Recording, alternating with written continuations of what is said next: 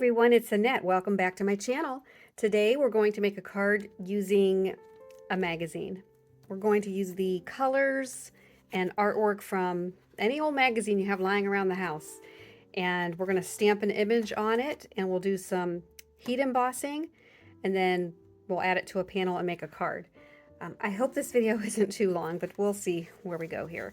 I was just looking through my magazines around the house, and I had to cover some sensitive information here, person's name and such. But I was just looking through this magazine for any color schemes, basically. I wasn't so much worried about the picture, but color and shading. And like this, for example, if you had some leaf dies, or even leaf stamps, I should say, you could stamp the image anywhere on this picture with some embossing ink, and then you can put like a gold embossing powder on it, which is what I'm going to do today. And then you can cut it out with either a coordinating die, or you can fussy cut, which I will show you that today, because the stamp I'm going to be using I do not have a die for. But anyway, you can use the colors on the page. It already does your ink blending for you. So I thought this was just such a cool technique. But anyway, don't those Brussels sprouts look good? I love roasted Brussels sprouts.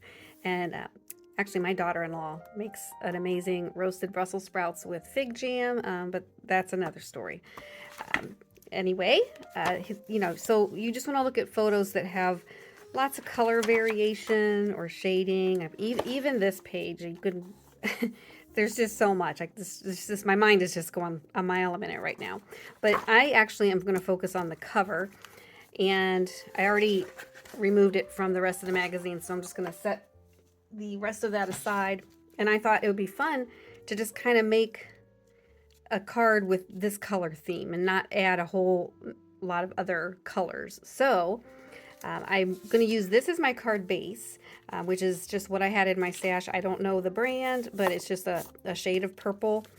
And I thought that would coordinate well, because I'm going to stamp my image on these rosy or magenta colored flowers.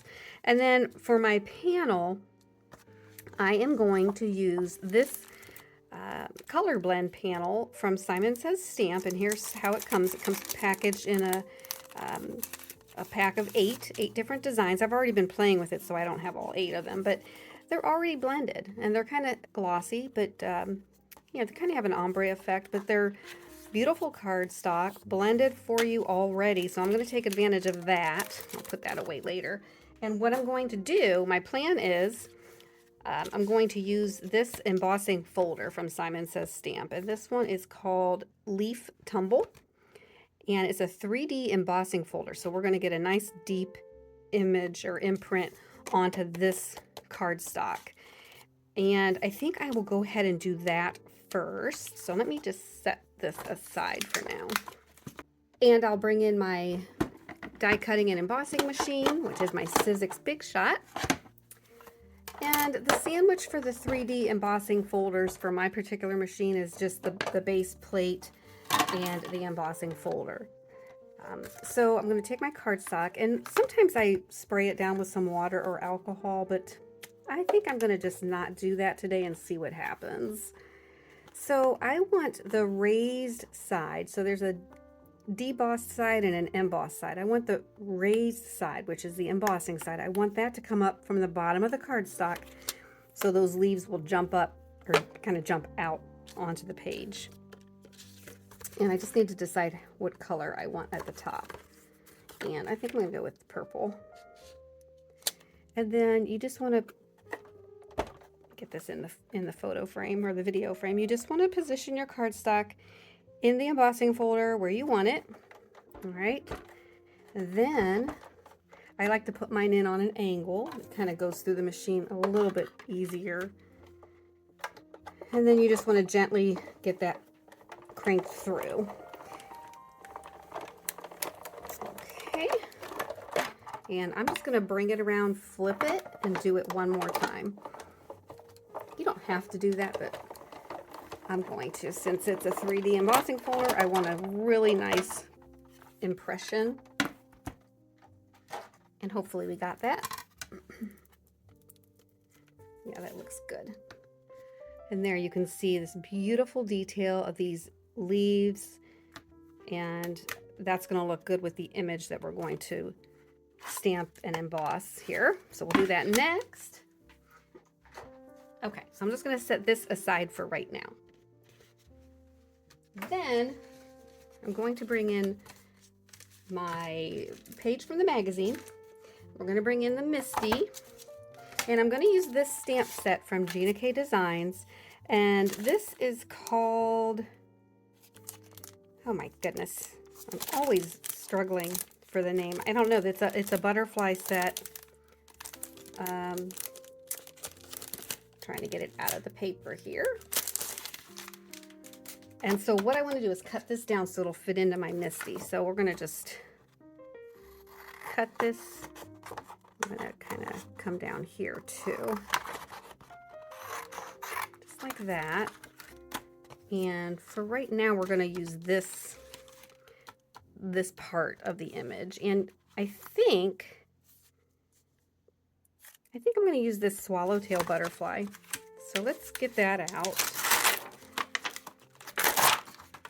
You just want to kind of find an area where you can position your stamp. And I think I might go this way because that way, I'm going to be mindful of this white. I don't want that on my wings so much. So let me just go this way to be on the safe side because I do have to cut it out. So let's just pick it up. Make sure your paper stays down. I have a grit mat in my Misty, so it's holding the paper down. But if you can use magnets or you can tape it down. And so I'm just rubbing my finger along the stamp because I've not used it before, and this removes any of the residue that's on the stamp from the manufacturing, and that way your ink will stick better to the stamp. Okay, and then the other thing you want to do before you do any embossing is you want to powder up your paper. The powder is an anti-static powder. I'm using one from Simon Says Stamp, but you can use cornstarch. And what you want to do is you just want to go over where you're going to stamp. And this powder will then prevent any of the embossing powder to stick to the design where you don't want it to. So we just want it to stick to wherever we're going to be inking. And it doesn't look like there's powder on here, but I'm positive there is. All right, then you want to take some embossing and watermark ink. I'm using Simon Says Stamp. All right, so we're just going to ink up the stamp.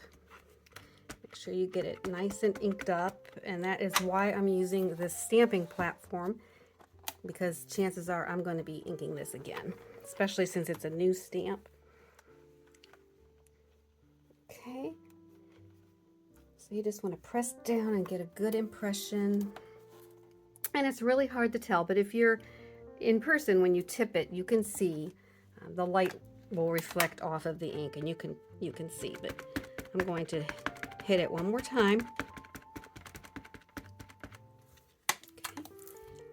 Drop it down and ink it up.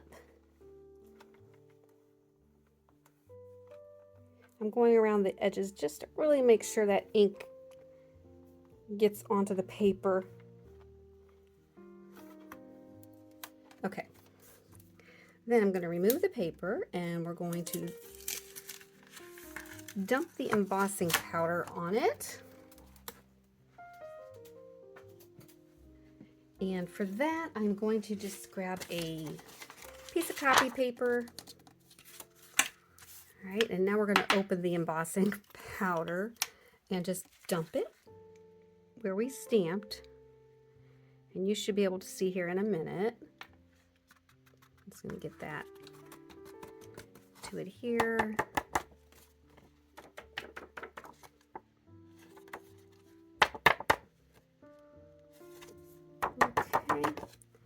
And then we're going to go ahead and put this powder back into the pot. Bring that closer. And we're going to heat set this. So let me close this up so I don't spill it by accident. And let me grab my heat tool. So I have my heat tool, and just want to heat it up first before we melt the powder. So I'm just going to turn it on for about 30 seconds. And then we'll just bring it to the page and melt the heat will melt the powder. You can kind of see that happening. This is one of my favorite techniques. Now this stamp has a lot of solid areas, but there are some open areas and that color's coming through. So once the embossing is done, you want to stop so it doesn't bubble up. But when you see all shiny, which I think I got everything shiny, that's when you want to stop. And I'm just going to give this a moment to cool, and then we're going to fussy cut that. So let me get this cleaned up and I'll be right back. Okay, so off camera, I actually stamped a different butterfly. This is the first one I did, and I do like it, and I am going to fussy cut it out, so I promised you that I would show you how to do that. But I decided I was going to try a different butterfly from a different Gina K stamp set, and this one does have the name on it, Vintage Summer. And I used this butterfly, and I also used the coordinating die to cut it out. So I just did the same thing off camera. I stamped it on another piece of this page, heat embossed it, and cut it out with the die. And then I cut 2 extra pieces out just from plain black cardstock, and I glued those 2 pieces together. And now I'm going to glue these 2 pieces onto the back of the embossed image. And this will just give it a little bit more sturdiness and a little dimension. So we'll just put that on there and line it up. I still don't know which one I'm going to use. I'll probably use this one because the other thing is this page of the magazine is actually the cover, so it is thicker. So I think it would work, but this one is going to be a little more raised up on the card panel. But let me just show you the easiest way that I have found to fussy cut, and I'm not a huge fan. I'd rather have a die. It's just easier, and I prefer that method. But one thing before I start cutting, I wanted to show you after you're done heat embossing, and once it cools down, you just want to wipe off the powder that was on the card or on the paper. Okay, so I have these scissors from scrapbook.com, and they're like a spring-loaded scissors. This to me makes fussy cutting a little bit easier, and I'll show you because you just don't always have to, be cutting and worrying about scissors. Now I'm just cutting this down just to get rid of some of the bulk. All right. And then when I fussy cut, I try to leave just a little tiny bit of margin around the outside. You can go right up against the design if you want, if that's the look you want, but I'm just trying to leave a little bit of a margin or a border. And I'm pretty much going to keep my scissors still and move the card instead of maneuvering the scissors all over the place. I'm just kind of twisting my card around, and then I will take another pair of scissors and just get rid of the bulk. This is why I prefer dies or stamps that have coordinating dies. But I'll keep going here, and I'm going to just skip forward to when I am finished. Okay, so there's the fussy cut image. I don't necessarily want to do that again. But I definitely could use this, and we'll see. I still may. I could just pop up, use some foam tape on the back to give it some extra sturdiness. But let me get this stuff out of the way and bring in the card panel, which I did cut down the panel just using my paper trimmer to 3 3/4 by 5 inch. So this was that color blend cardstock from Simon Says Stamp. It comes a little bit bigger. I embossed it, and I'm just cutting it down to my panel size. And then this is my card base that I prepared. And I actually, when I use dark colored card bases, I usually, well, always, not usually, I always put a white insert or maybe a cream colored insert inside, so you can write your greeting or your sentiment, and it's easier to read. So keeping the monochromatic theme, I'm just going to glue this right on top of the panel, but I still need to decide which butterfly I'm going to use, or should I use both? Oh goodness. I can't really decide, so I think I'm going to use both, kind of like that they will be. I like both, so we're gonna do that. So let me get some foam squares. Let's see. Let's use the Simon Says stamped foam squares, and I just want to go around and get the wings and the body. Okay, and then I always test it, see if there's any dips. There's one right in here, so we'll put another one here. And that should be good. All right, then you just want to take some kind of a pick tool to remove the backs off of these.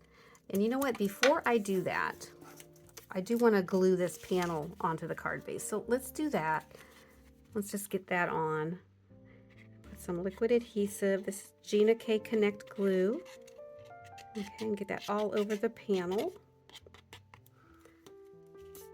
And just drop that down. I don't know, wait, this might be upside down. I don't think it matters, but I think I'm going to go this way. I just like the way that pattern's going. All right, and now you just want to take the foam backing off of these. And then we'll use the reverse tweezers to kind of figure out where we're going to put these. I kind of like them almost like they're chasing one another. We'll put this one down here. Okay, and then this one we'll just glue onto the panel. I'll just add some liquid glue all over it. And we'll put him this way. And that'll give me room. And I actually did that intentionally. I wanted a little bit of the wingtip to go off of the panel. And then when I'm ready for a greeting, it will go right in this area, right in here. Okay, I hope you enjoyed this video. It's a really fun technique. You know, using colorful magazine pages. And if you have a high quality magazine, the paper will be sturdy enough where you can just add foam squares on the back and pop it onto your card.